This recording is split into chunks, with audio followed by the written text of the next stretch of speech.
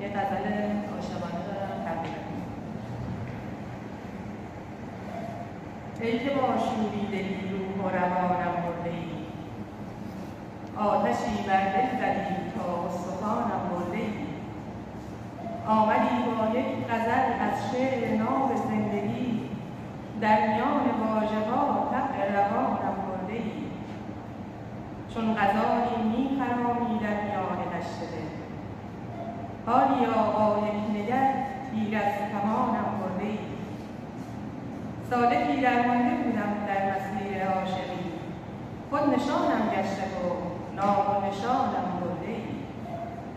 رنگ رخسارم بدیدی برگ زردی خسته‌ام، چون بهاران رونق از فصل خزانم برده‌ای. گفتمت جانا بیا بنشین کنارم ساعتی، در همان ساعات خوش تاب و توانم برده‌ای.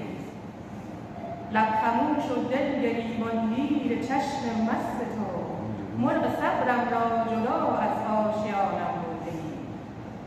چون سلیمانی غزلخوان بودم بر مار و مور، اینک ای گل نطق گویای زبانم برده‌ای. خدمت شما